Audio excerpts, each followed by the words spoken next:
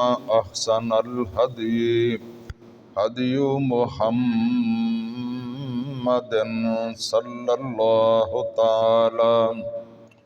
صلى الله تعالى عليه وعلى آله وأصحابه وأحبابه وأزواجه وأتباعه وسلم. وشر الأمور محدثاتها وكل محدثة بدعة وكل بدعة ضلالة وكل ضلالة في النار.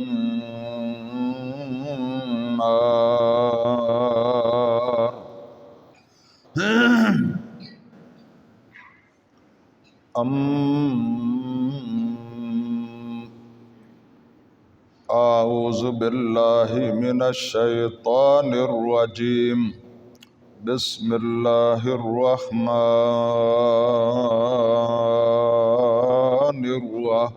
الرحيم. يا أيها الناس قد جاءتكم موعظة من ربكم. اے تمام لوگو، اے انسانوں، بے شک تمہارے پروردگار کی طرف سے تمہارے پاس نصیحت آ گئی ہے. وَشِفَاءٌ لِّمَا فِي الصُّدُورِ،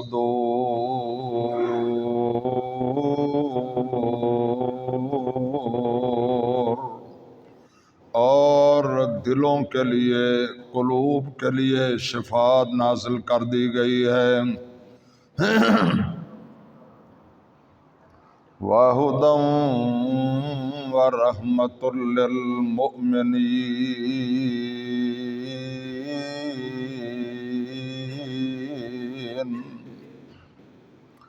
اور اس میں ہدایت بھی ہے، رحمت بھی ہے ایمان والوں کے لیے.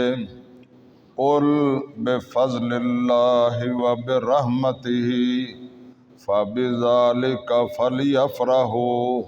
اے میرے پیارے رسول حضرت محمد الرسول اللہ صلی اللہ تعالی علیہ وسلم، آپ ان کو فرما دیں کہ یہ کتاب اللہ کا فضل اور اس کی مہربانی سے نازل ہوئی ہے. فَلْيَفْرَحُوا، آپ اس پر خوشی منائیں، آپ اس پر مسرت کا اظہار کریں. تمام لوگوں کو حکم دیا گیا ہے. هُوَ خَيْرٌ مِّمَّا يَجْمَعُونَ،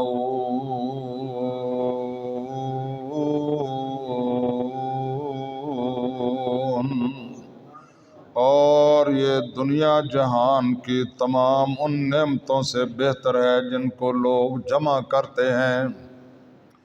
وقال رسول اللہ صلی اللہ تعالی علیہ وسلم، ان اللہ یرفع بہذا الکتاب اقواما ویضع بہ آخرین. فرمایا سرور کائنات حضرت محمد الرسول اللہ صلی اللہ تعالی علیہ وسلم نے کہ اللہ تعالی اس کتاب قرآن مجید کے ذریعے سے بعض قوموں کو بڑی رفعتیں عطا فرماتا ہے اور ان کو بلند کرتا ہے، کامیاب و کامران بناتا ہے، اور بعض قوموں کو اس قرآن سے روگردانی کی وجہ سے، اس کی ناقدری کی وجہ سے اللہ ذلیل اور خوار فرما دیتا ہے. وقال النبی صلی اللہ تعالی علیہ وسلم، خیرکم من تعلم القرآن وعلمہ. آقا علیہ الصلوۃ والسلام فرماتے ہیں، ساری دنیا جہان میں سب سے بہترین آدمی وہ ہے جو اللہ کا قرآن پڑھتا ہے اور دوسروں کو رب کا قرآن پڑھاتا ہے، خود اللہ تعالیٰ کے قرآن کو سمجھتا ہے اور دوسروں کو اللہ کا پیغام سمجھاتا ہے، خود قرآن پاک پر عمل کرتا ہے اور دوسروں کو عمل کرنے کی ترغیب دیتا ہے۔ وقال النبی صلی اللہ تعالی علیہ وسلم افضل عبادتی امتی تلاوت القرآن۔ آقا علیہ الصلاۃ والسلام ارشاد فرماتے ہیں میری امت کی سب سے بہترین اور افضل ترین عبادت رب کے قرآن کی تلاوت کرنا ہے۔ آمنت باللہ صدق اللہ مولانا العلی العظیم وصدق رسولہ النبی الکریم۔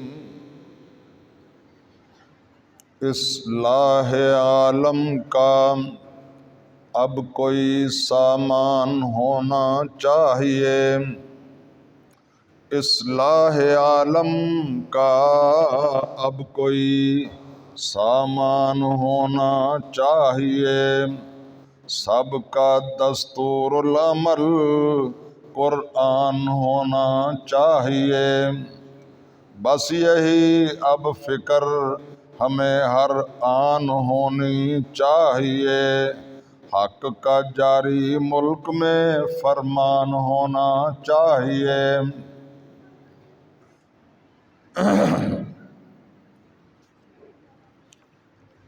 اللہ مالک الملک وحدہ لا شریک، خالق کائنات، مالک ارض و سما کی حمد و ثنا، تعریف و تسبیح، مدح و ستائش کے بعد اسی ارحم الراحمین غفور الرحیم کی بارگاہ میں فریاد ہے کہ اے مولا کریم، ہم تمام حاضرین و حاضرات کی طرف سے بھی، سامعین و سامعات کی طرف سے بھی، اور روئے زمین کے تمام مسلمانوں کی طرف سے بھی، اپنی تمام کی تمام زمینی اور آسمانی مخلوقات کی طرف سے بھی، اپنے پیارے حبیب حضرت محمد الرسول اللہ صلی اللہ تعالی علیہ وسلم کی ذات گرامی پر لا تعداد ان گنت بے شمار اور بے حد و حساب درود و سلام کی بارش نازل فرما۔ ان اللہ و ملائکتہ یصلون علی النبی یا ایہا الذین آمنوا صلوا علیہ وسلموا تسلیما۔ اللہم صل علی محمد وعلی آل محمد کما صلیت علی ابراہیم وعلی آل ابراہیم انک حمید مجید۔ اللہم بارک علی محمد وعلی آل محمد کما بارکت علی ابراہیم وعلی آل ابراہیم انک حمید مجید۔ برادران اسلام، خواتین و حضرات،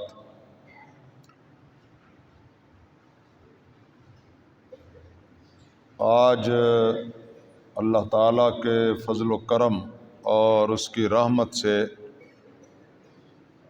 رمضان المبارک کا 16واں روزہ ہے۔ 16واں روزہ یعنی آدھے سے زیادہ رمضان بیت چکا ہے، آدھے سے زیادہ رمضان گزر چکا ہے۔ آپ غور فرمائیں، ابھی کل ہم دعائیں کر رہے تھے کہ یا اللہ ہمیں رمضان کا مہینہ نصیب فرما۔ وقت کتنی تیزی سے گزر جاتا ہے۔ آج 16 دن گزر چکے ہیں اور یہ جو آئندہ دن باقی رہے ہیں وہ بھی بہت ہی جلد گزر جائیں گے۔ یہ میں آپ کی خدمت میں عرض کرتا ہوں کہ آپ غور فرمائیں کہ جتنی جلدی سے یہ دن گزر گئے ہیں، کیا ہماری پہلی زندگی جو ہے وہ اسی جلدی سے نہیں گزر گئی؟ کوئی پتہ چلا ہے ہم کتنے کتنے برس کے ہو گئے ہیں؟ پیچھے نظر دوڑائیں کہ کتنی لگتا ہے کہ کتنی طویل تھی، ابھی کل کی بات معلوم ہوتی ہے۔ تو میرے بھائیوں، بزرگوں، عزیزوں، ماؤں، بہنوں، بچیوں، یہ جو ہماری زندگی ہے اور جو ہمیں یہاں قیام کا موقع دیا گیا ہے، یہ اقامت ہمیں پیغام سفر دیتی ہے۔ یہ اقامت ہمیں پیغام سفر دیتی ہے، زندگی موت کے آنے کی خبر دیتی ہے۔ جو پیدا ہوا ہے اس نے پھر واپس اللہ تعالیٰ کی بارگاہ میں جانا بھی ہے۔ ہم سے پہلے جتنے لوگ آئے تھے ان میں سے کوئی بھی باقی نہیں بچا، اور اس سے ہمیں عبرت حاصل کرنی چاہیے۔ ہم سے بڑے بڑے طاقتور، بڑے بڑے خوبصورت، بڑے بڑے حسین و جمیل، بڑی بڑی شان آن بان والے اور اتنے عظیم الشان کہ دنیا ان کے حسن و جمال پر رشک کرتی تھی، کبھی جن کا تبسم روح کو بیدار کرتا تھا، وہی اب سو رہے ہیں قبر کی تاریک راتوں میں۔ اللہ تعالی ہمیں ان کے انجام سے عبرت حاصل کرنے کی توفیق عطا فرمائے۔ ایک اللہ کے بندے نے کہا، غافل تجھے گھڑیال یہ دیتا ہے منادی، غافل تجھے گھڑیال یہ دیتا ہے منادی، کہ گردوں نے گھڑی عمر کی ایک اور گھٹا دی۔ یہ ہماری زندگی اس طرح پگھل رہی ہے جس طرح دھوپ میں پڑی ہوئی برف پگھلتی ہے، اس نے پگھل ہی جانا ہے۔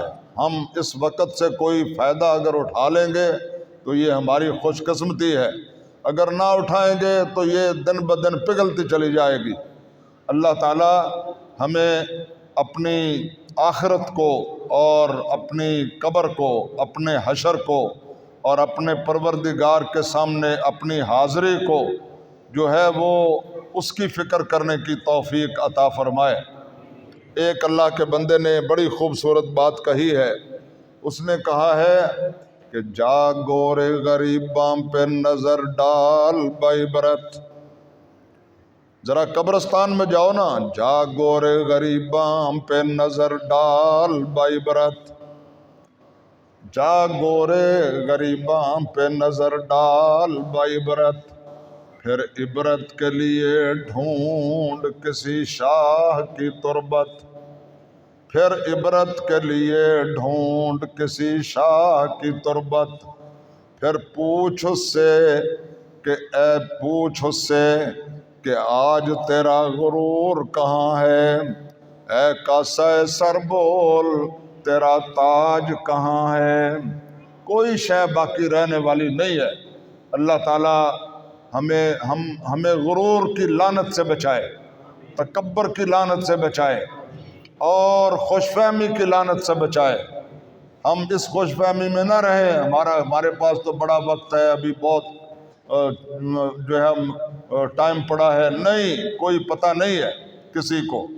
یہ میں نے گزشتہ خطبہ جمعہ میں بھی بیان کیا تھا، آج میں آپ کی خدمت میں عرض کرنا چاہتا ہوں۔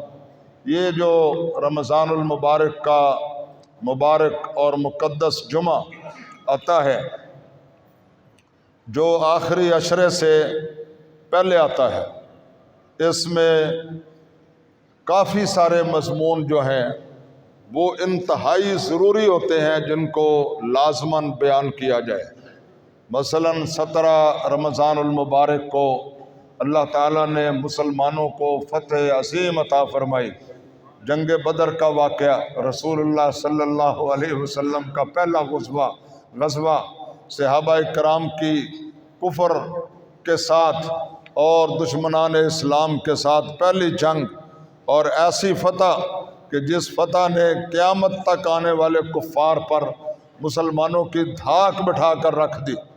اور کہنے والے نے کہا تھے ان کے پاس 2 گھوڑے 6 زرہیں، کل اسلحہ یہی تھا، تھے ان کے پاس 2 گھوڑے 6 زرہیں اور 8 شمشیریں، اور پلٹنے آئے تھے یہ لوگ دنیا بھر کی تقدیریں، اور انہوں نے اتنے سے مختصر سامان کے ساتھ دنیا بھر کی تقدیر بدل دی۔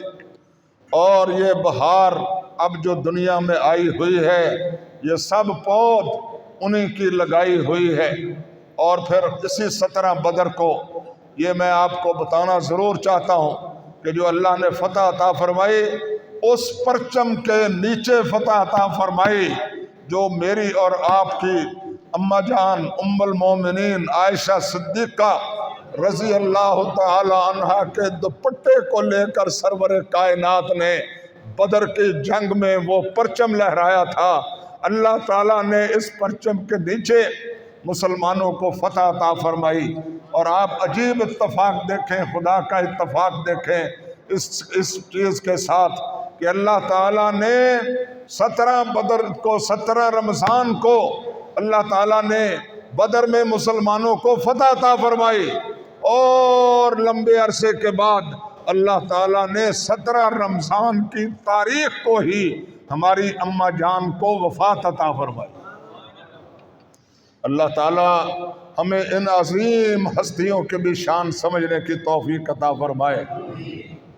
اللہ نے قرآن میں کہا، ہماری اماں جان ام المومنین خدیجۃ الکبریٰ، اونچی آواز سے کہو رضی اللہ تعالیٰ عنہ، اور اونچی آواز سے کہو رضی اللہ تعالیٰ عنہ۔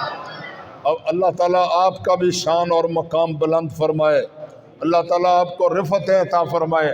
میری دعا ہے جو لوگ بھی اپنی ماؤں کی عزت کرتے ہیں اور ازواج مطہرات کی عزت کرتے ہیں، میرے پیغمبر کے یاروں کی، وفاداروں کی، جانثاروں کی عزت کرتے ہیں، اللہ تعالیٰ ان کو بے شمار برکتوں اور رحمتوں سے نوازے اور بڑی رفعتیں بلندیاں اللہ ان کو عطا فرما دے۔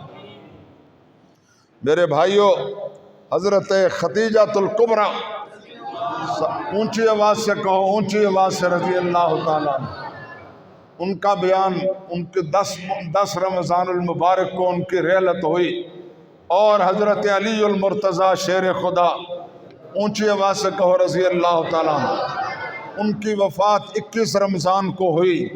یہ رمضان المبارک جو ہے بڑا مقدس اور بابرکت مہینہ ہے، اور اس کی سب سے بڑی فضیلت اور عظمت یہ ہے کہ اللہ کریم غفور الرحیم نے اس مہینے میں اپنے قرآن کو نازل فرمایا۔ اونچی آواز سے کہو، اونچی آواز سے۔ اللہ تعالیٰ اسلام کے لیے، قرآن کے لیے، حق و صداقت کے لیے آپ کو اپنی آوازیں بلند کرنے کی توفیق عطا فرمائے۔ آج مسلمانوں میں وہ گرج باقی نہیں رہی، وہ روب دبدبہ باقی نہیں رہا جو مسلمانوں میں تھا۔ آج صوفیزم آ گیا ہے، سمم بکمن عمیٌ ہو کر مسلمان رہ گئے ہیں۔ وہ کبھی جن کی تکبیروں سے پہاڑ گونج اٹھتے تھے، میدان کارزار گونجتے تھے، اب ان کی آواز سے پکی مسجدیں جو ہیں ان میں بھی گونج پیدا نہیں ہوتی۔ دعا کرو اللہ ہمیں وہی ایمان عطا فرمائے۔ شاہ صاحب رحمت اللہ علیہ فرماتے تھے جب مسجدیں کچی تھیں لوگوں کے ایمان پکے تھے، اور جب مسجدیں پکی ہو گئی لوگوں کے ایمان کچے ہو گئے۔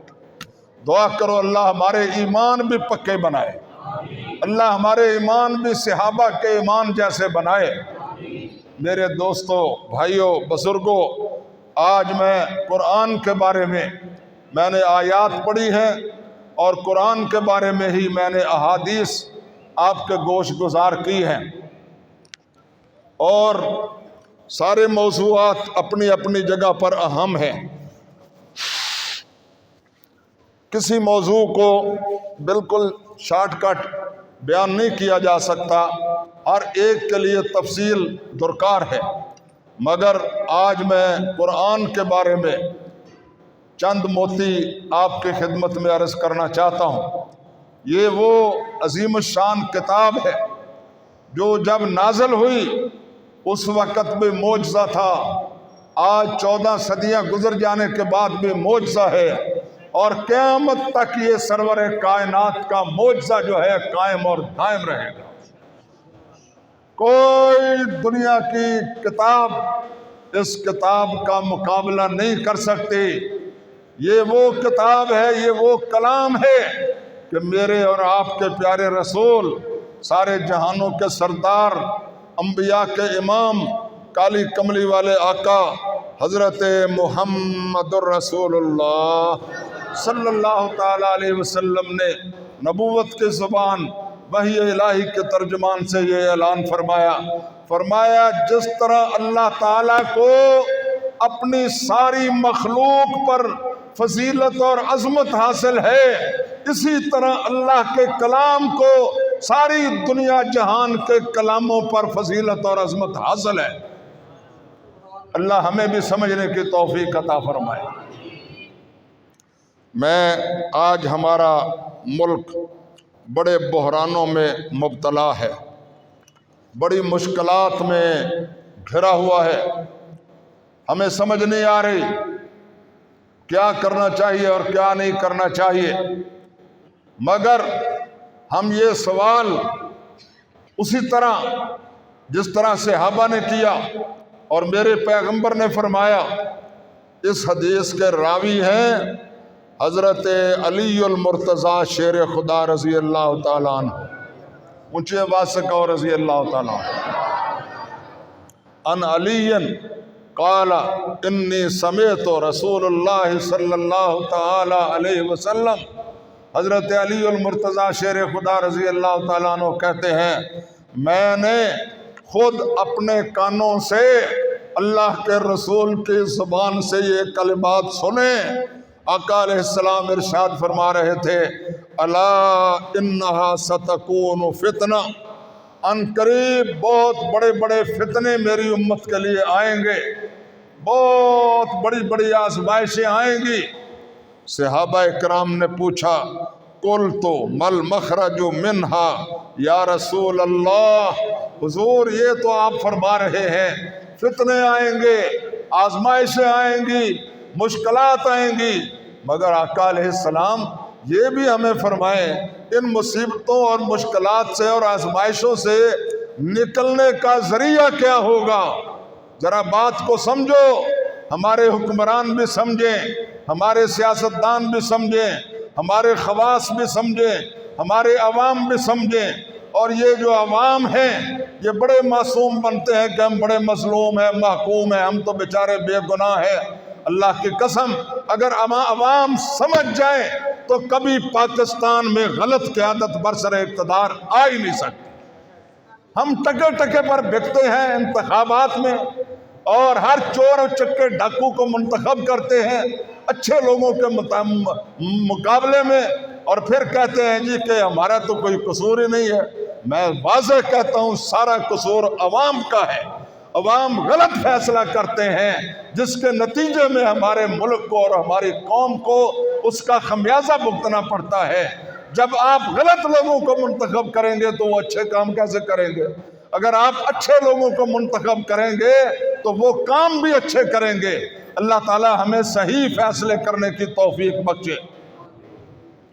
میرے حضور سے پوچھا گیا قلت مل مخرج منہا یا رسول اللہ، حضور پھر ان آزمائشوں سے مصیبتوں سے نکلنے کا ذریعہ کیا ہے؟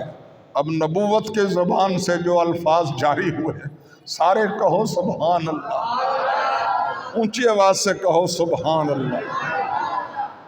فرمایا قالا کتاب اللہ، ہائے میرے اللہ وہ ہمارے پاس موجود ہے، ہمارے پاس موجود ہے نسخہ جو تمام بیماریوں کو شفا دینے والا ہے، تمام مصیبتوں اور مشکلات سے ہمیں نجات دینے والا ہے، مگر ہم اس نسخے کو آزمانے کے لیے تیار نہیں ہے۔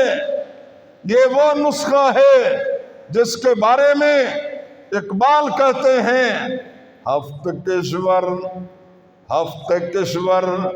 جس سے ہوں تسخیر بے تیغ و تفنگ۔ مسلمانوں کو پتہ نہیں ہے کہ اللہ تعالیٰ نے ان کو کتنی بڑی نعمت عطا فرمائی۔ فرماتے ہیں ہفتے کشور جس سے ہوں اور تسخیر بے تیغ و تفنگ، اور تو اگر سمجھے تو تیرے پاس وہ سامان بھی ہے۔ اگر اللہ قوم کو شعور عطا فرما دے، ہدایت عطا فرما دے، ہفتے کشور اور جس سے ہوں تسخیر بے تیغ و تفنگ، اور تو اگر سمجھے تو تیرے پاس وہ سامان بھی ہے، اور تو ہی ناداں چند کلیوں پر قناعت کر گیا، اور ورنہ گلشن میں علاج تنگی داماں بھی ہے۔ اللہ کریم مسلمانوں تمہیں اس طرف آنے کی توفیق عطا فرمائے۔ ہائے میرے اللہ، سبحان اللہ و بحمدہ، سبحان اللہ العظیم۔ میرے حضور پاک نے اپنی پاک زبان سے کیا ارشاد فرمایا؟ فرمایا تمام مشکلوں سے نکلنے کا ذریعہ قرآن ہے۔ قال کتاب اللہ، اللہ کی کتاب ہے، فیہ نبأ ما قبلکم، یہ وہ چیز ہے جس میں پہلے گزرے ہوئے لوگوں کی بھی سارے حالات اور ساری خبریں موجود ہیں، وخبر ما بعدکم، اور قیامت تک آنے والے لوگوں کے بارے میں بھی سب کچھ اس میں موجود ہے، وحکم ما بینکم، اور جو آج موجود ہیں ان کے بارے میں بھی واضح احکامات موجود ہیں۔ کہہ دو سبحان اللہ۔ لگتا ہے اتنے بیٹھا ہی کوئی نہیں، جب بیٹھے نے تو انہوں دا دماغ کتے ہو رہے۔ دعا کرو اللہ تعالیٰ آپ کو دل و دماغ کو حاضر کر کے یہ قیمتی باتیں سننے کی توفیق عطا فرمائے۔ اللہ اکبر، اللہ اکبر۔ دوبارہ سنو، دوبارہ سنو، اللہ کی قسم یہ وہ الفاظ ہیں میرے پیارے رسول کے کہ جو ہمارے ایمان کو، ہمارے دین کو تقویت بخشنے والے ہیں، اور ہماری نجات کا سب سے بڑا ذریعہ ہمیں سمجھانے والے ہیں۔ حضور نے فرمایا قال کتاب اللہ، اللہ کی کتاب ہے، فیہ نبأ ما قبلکم، اس میں جتنے لوگ پہلے گزر چکے ہیں ان کے حالات بھی موجود ہیں، وخبر ما بعدکم، اور بعد میں آنے والے لوگوں کے بارے میں بھی معلومات ہیں، فیہ وحکم ما بینکم، اور جو آج موجود ہیں ان کے بارے میں بھی سارے کے سارے احکام موجود ہیں۔ نہ سمجھو تو نہ سمجھو، پھر آپ کی بادشاہی ہے، پھر نہ سمجھو۔ اللہ تعالیٰ اگر کسی کے پاس خزانہ ہو ساری دنیا کا تو پھر بھی وہ محروم اور بدقسمت پھرے تو اس کی مرضی ہے۔ اللہ نے کیا کہا قرآن میں، دھیان سے سنو، فرمایا موعظۃ من ربکم، تمہارے رب کی طرف سے تمہارے پاس عظیم نصیحت آ گئی ہے، وشفاء لما فی الصدور، اور یہ وہ کتاب ہے جس میں دلوں کی شفا ہے۔ کس کی شفا ہے؟ دلوں کی، دلوں کی، صرف جسم ہی نہیں، دل بھی پاک صاف ہو جاتے ہیں۔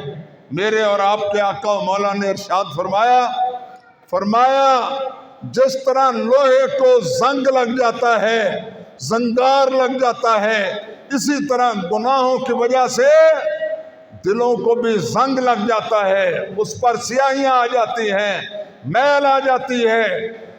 تو صحابہ نے پوچھا وما جلاؤہا یا رسول اللہ، پھر اس زنگ کو اتارنے کا طریقہ کیا ہے؟ فرمایا موت کا زیادہ سے زیادہ ذکر کرو اور اللہ کے قرآن کی تلاوت کرو، تمہارے دل صاف ہو جائیں گے، تمہارے دل صاف ہو جائیں گے۔ ہمیں دلوں کی تو پرواہ ہی نہیں، ظاہر کی پرواہ ہے، بدنوں کی پرواہ ہے، ظاہری چمک دمک کی پرواہ ہے۔ اور کسی اللہ والے نے کہا، اکبر الہ آبادی نے کہا، آج کل کی روشنی نے کر دیے ہیں کام دو، آج کل کی روشنی نے کر دیے ہیں کام دو، گھر کو روشن کر دیا اور دل میں اندھیرا کر دیا۔ آج ہمارے دل بجھے ہوئے ہیں، ہمارے گھر اور ہماری بلڈنگیں یہ جو بجلی کے کمکموں سے اور بلبوں سے روشن ہیں، مگر ہمارے دل بجھے ہوئے ہیں۔ دلوں کی روشنی جو ہے وہ کمکمیں اور یہ بلب اور یہ لائٹیں نہیں ہیں، دلوں کی روشنی میرے اور آپ کے رب کا قرآن ہے۔ اللہ اکبر، اللہ اکبر۔ یہ اسی کا تھا نتیجہ کہ عرب کے بدو، بند کرو بھائی، بند کرو، یہ پنکھا بند کرو۔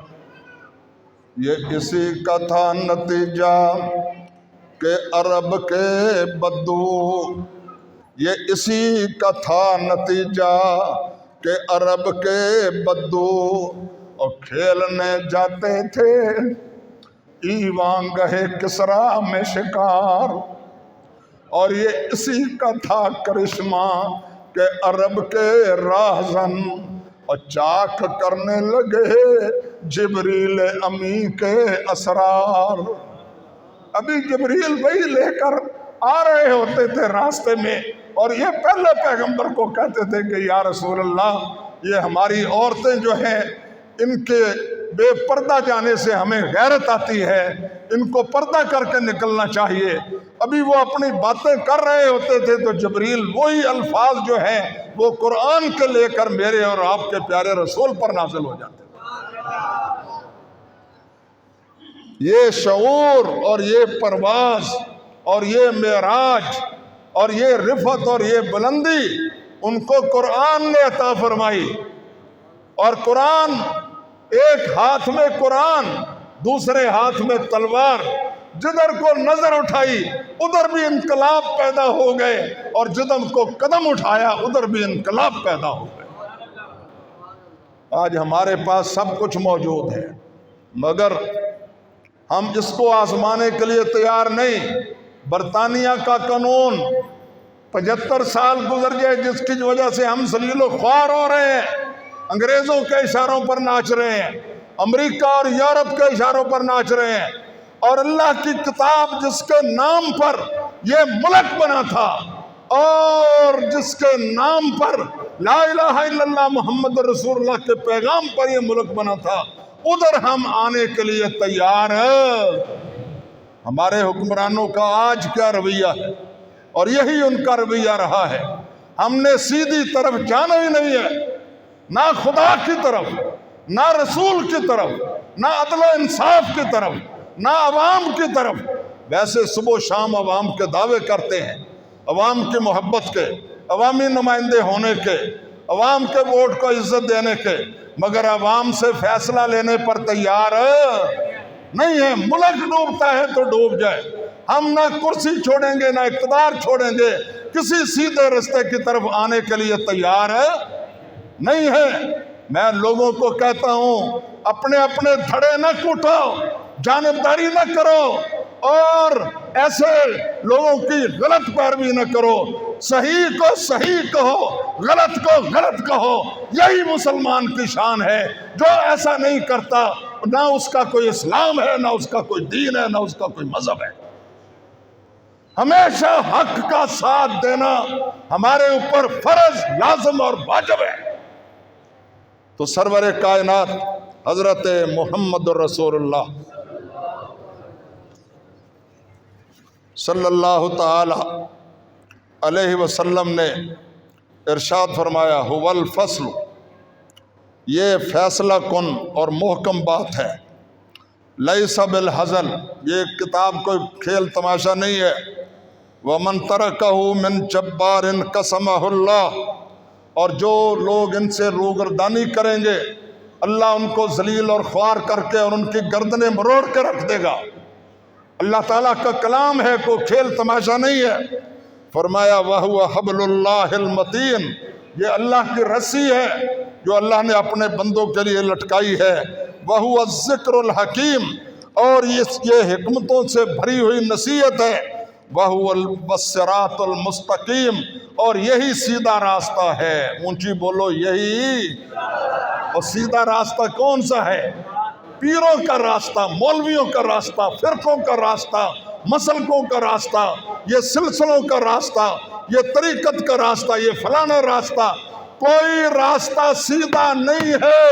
صراط مستقیم اور سیدھا راستہ اگر ہے تو وہ رب کا قرآن ہے اور میرے اور آپ کے پیارے پیغمبر محمد کا فرمان ہے۔ میرے حضور کی سیرت کو پڑھو۔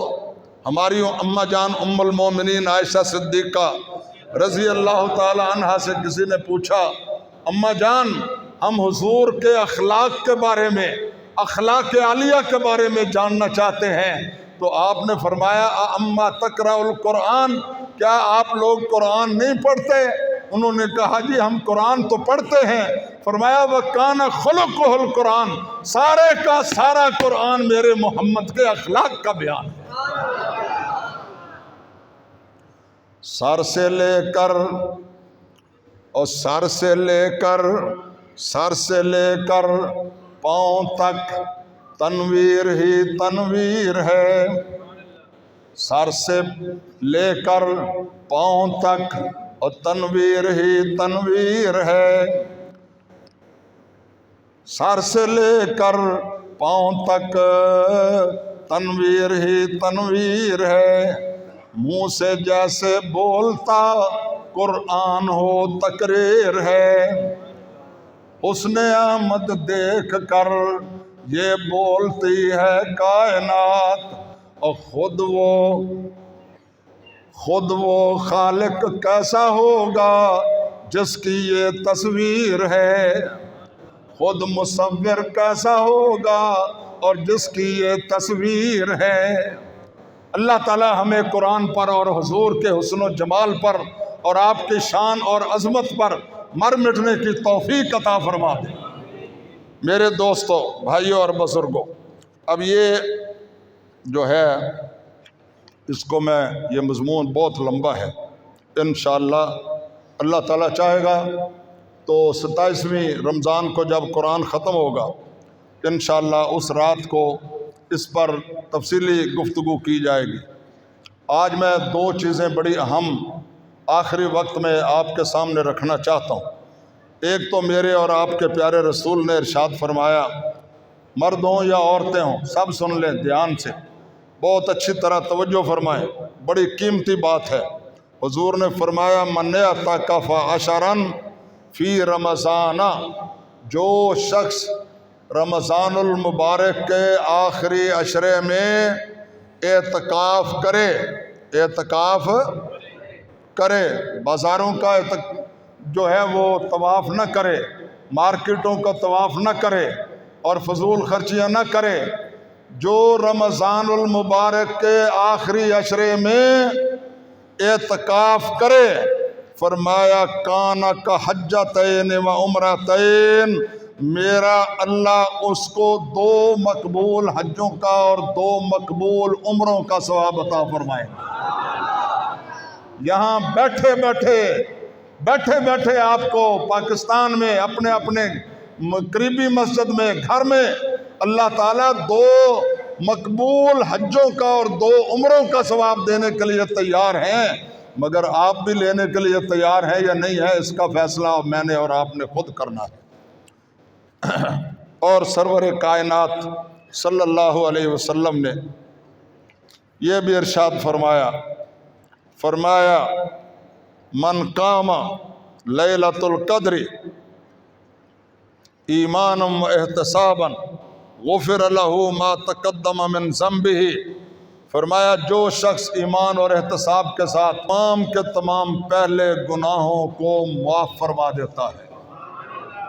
اور ام المومنین حضرت عائشہ صدیقہ رضی اللہ تعالی عنہا نے ارشاد فرمایا کہ سرور کائنات جب یہ رات آتی تھی تو اس میں سب سے زیادہ دعا مانگتے تھے، اللہم انک عفو تحب العفو فاعف عنا، یا اللہ تو معاف کرنے کو بڑا ہی پسند رکھتا ہے، اے اللہ مجھے معاف فرما دے۔ یہ لیلۃ القدر کی وہ دعا ہے جو سرور کائنات حضرت محمد الرسول اللہ صلی اللہ تعالی علیہ وسلم مانگا کرتے تھے۔ اب ایک جو ہے وہ اور ضروری بات ہے، وہ ہے صدقہ فطرانہ۔ صدقہ فطرانہ جو ہے یہ بہت ضروری بات ہے، یہ میں آپ کی خدمت میں عرض کر رہا ہوں کہ صدقہ فطرانہ کا خاص اہتمام کریں، اور اس میں غفلت اور کوتاہی ذرہ برابر بھی نہیں ہونی چاہیے۔ اللہ تعالیٰ ہمیں غریبوں کا حق ادا کر کے اپنے رب کو راضی کرنے کی توفیق عطا فرما دے۔ میرے حضور نے فرمایا، یہ میں 2 حدیثیں اور آپ کی خدمت میں پیش کرتا ہوں۔ ایک تو یہ ہے کہ وَإِذَا دَخَلَ الْعَشَرَ شَدَّ مِيزَرَهُ وَأَحْيَا لَيْلَهُ وَأَيْقَظَ أَهْلَهُ۔ جب آخری عشرہ آنے والا ہوتا تھا تو رسول پاک صلی اللہ تعالیٰ علیہ وسلم باقی سارے سال کے دنوں کے مقابلے میں ان دنوں میں اللہ کے ذکر و فکر میں اور رب کی عبادت میں بہت زیادہ اہتمام کرتے تھے، اور خود بھی راتوں کو بیدار رہتے تھے اور اپنے اہل خانہ کو بھی بیدار رکھتے تھے۔ وَأَيْقَظَ أَهْلَهُ، یہ نہیں ہے کہ بیوی کی کوئی پرواہ نہیں، بچیوں کی اور بچوں کی کوئی پرواہ نہیں، ان کی آج پرواہ کرو گے تو انشاءاللہ میرا رب کل جنت میں بھی ان کو آپ کے ساتھ ہی رکھے گا۔ یہ دھیان سے سنو۔ دوسری حدیث، حضور نے فرمایا فرض رسول اللہ صلی اللہ تعالی علیہ وسلم زکوٰۃ الفطر، سرور کائنات صلی اللہ علیہ وسلم نے یہ صدقہ فطرانہ جو ہے وہ اللہ کے حکم سے پوری امت پر فرض کیا ہے۔ یہ کیا ہے؟ اونچی بولے، کیا ہے؟ یہ نفل نہیں ہے، سنت نہیں ہے، یہ لازم و واجب اور فرض ہے۔ اور حضور نے فرمایا جو بندہ صدقہ فطرانہ ادا کر دیتا ہے، اللہ تعالیٰ رمضان میں ہو جانے والی جتنی بھی کمیاں کوتاہیاں ہوں وہ ساری کی ساری معاف فرما کے اس کی وجہ سے اللہ تعالیٰ اس کو رمضان کی عبادتوں کے پورے اجر و ثواب عطا فرما دیتا ہے۔ یہ کتنی بڑی کامیابی ہے، کوئی کسر نہ رہ جائے۔ میرے دوستو بھائیو، پھر حضور نے فرمایا الا خبردار، ان صدقۃ الفطر واجبۃ علی کل مسلم و مسلمہ، ہر ایک پر مسلمان پر صدقہ فطرانہ جو ہے واجب ہے، ذکر او انثی او حر او عبد صغیر او کبیر، مرد ہو یا عورت ہو، آزاد ہو یا غلام ہو، چھوٹا ہو یا بڑا ہو، اسی دن بھی اگر کوئی بچہ پیدا ہوا ہے تو اس کا صدقہ فطرانہ دینا بھی لازم اور واجب ہے۔ یہ بات توجہ سے سن لیں۔ مال کی لالچ نہ کرو، طمع کی لالچ طمع میں نہ پڑو، اور یہ حرص و ہوا میں نہ پڑو۔ یہ دنیا کسی کے پاس رہنے والی نہیں ہے۔ میرے بھائیوں اور بزرگوں، یہ میرے حضور نے فرمایا کہ غریبوں کا خیال کرو، مسکینوں کا خیال کرو، یتیموں کا خیال کرو، بیوہ عورتوں کا خیال کرو، اور معذوروں کا خیال کرو، محروموں کا خیال کرو۔ یہ آپ لوگ ان لوگوں کا خیال کریں گے تو میرا عرش والا رب جو ہے وہ آپ کا خیال کرے گا۔ آپ کو ان پر ترس آئے گا تو عرش والے خدا کو آپ پر ترس آئے گا۔ کرو مہربانی تم عرش، کرو مہربانی تم اہل زمین پر، کرو مہربانی تم اہل زمین پر، خدا مہربان ہوگا عرش بری پر۔ اور آخری بات سناؤں، یہ دھیان سے سنیں، 3.25 کلو آٹا، ایک سا جو ہے وہ 2 کلو 10 چھٹانک کا ہوتا ہے۔ آپ احتیاطاً 3.25 کلو آٹا لگا لیں، 3.25 کلو آٹا، یہ ایک بندے کا نصاب ہے فطرانے کا، ایک بندے کا۔ اور اگر آپ ہمیشہ آٹا کھاتے ہیں گندم کا تو اس کا حساب لگا لیں، اگر ڈیپو کا کھاتے ہیں تو اس کا حساب لگا لیں، اور اگر خالص گندم کا کھاتے ہیں تو اس کا حساب لگا لیں، اور اگر چاول کھاتے ہیں تو اس کا حساب لگا لیں، اگر مکس کھاتے ہیں تو پھر مکس کا حساب لگا لیں۔ ڈنڈی نہ ماریں۔ کئی مولوی بتا رہے ہیں 100 روپے ہے جی فطرانہ، 150 روپے ہے جی، وہ غریبوں کا حق مارتے ہیں۔ میں عدل و انصاف کی بات کرتا ہوں، دھیان سے سن لو۔ جس طرح کی آپ غذا کھاتے ہیں، اگر کوئی کھجوریں استعمال کرتا تھا تو وہ کھجوروں کا سے خطرانہ ادا کرتا تھا، اگر کوئی جو استعمال کرتا تھا تو وہ جو سے وہ فطرانہ ادا کرتا تھا۔ آپ جس طرح کی غذا کھاتے ہیں، اگر گوشت کھاتے ہیں، دیسی مرغے کھاتے ہیں، تو ان کا بھی حساب لگا لیں، غریبوں کا حق نہ ماریں، ورنہ اللہ تعالیٰ کی بارگاہ میں اجر سے محروم رہ جائیں گے۔ یہ میں مسئلہ آپ کی خدمت میں بیان میں نے کر دیا ہے۔ صدقہ فطرانہ کا فوری اہتمام کریں، جتنا جلدی ادا کریں گے ہمارے غریب مسکین بیچارے جن کے پاس کچھ نہیں ہے وہ روزے رکھنے کے بھی قابل ہو جائیں گے، اور اس کے علاوہ جو ہے وہ عید کی بھی کوئی تیاری کر لیں گے اور آپ کے ساتھ آپ کی خوشیوں میں شامل ہو جائیں گے۔ تو جب آپ یہ کام کریں گے تو انشاءاللہ اللہ تعالیٰ آپ پر بھی اور ہم سب پر بھی اور ان پر بھی راضی ہو جائے گا۔ اللہ کی رضا اور خوشنودگی سب سے بڑی چیز ہے۔ اللہ ہم سب کو عطا فرمائے، اور ختم قرآن کی بھی تیاری کریں اور قرآن کی عزت و تکریم کریں اور قرآن کو سننے کے لیے آئیں۔ میں حیران کی سے ایک بات کہتا ہوں، ماشاءاللہ ہمارے بڑے مبارک ہیں وہ چہرے جو مغرب کی نماز میں نظر آتے ہیں اور فجر کی نماز میں نظر آتے ہیں، باقی نمازوں میں بھی نظر آتے ہیں اور جمعہ میں بھی نظر آتے ہیں، مگر صلاۃ تراویح میں نظر نہیں آتے۔ اللہ تعالیٰ آپ کو ہمت عطا فرمائے، اللہ آپ کو توفیق عطا فرمائے۔ قرآن سے محبت کرو، قرآن سے آپ سمجھتے ہیں کہ قرآن سننا جو ہے معمولی بات ہے، اللہ کی قسم ہے یہ وہ کلام ہے جو اللہ تعالیٰ نے خود تلاوت کیا ہے، جو سرور کائنات محمد رسول اللہ نے تلاوت کیا ہے اور جبریل امین سید الملائکہ نے تلاوت کیا ہے۔ اللہ مجھے اور آپ کو اس کا عشق عطا فرمائے، محبت عطا فرمائے۔ وہ معزز تھے زمانے میں مسلمان ہو کر اور تم خوار ہوئے ہو تارک قرآن ہو کر۔ اللہ ہمیں اور آپ کو، ہمارے حکمرانوں کو، سیاستدانوں کو، سب کو، مقتدر طبقوں کو ہیرا پھیریاں اور فراڈ کرنے کی بجائے سیدھی طریقے سے رب کے قرآن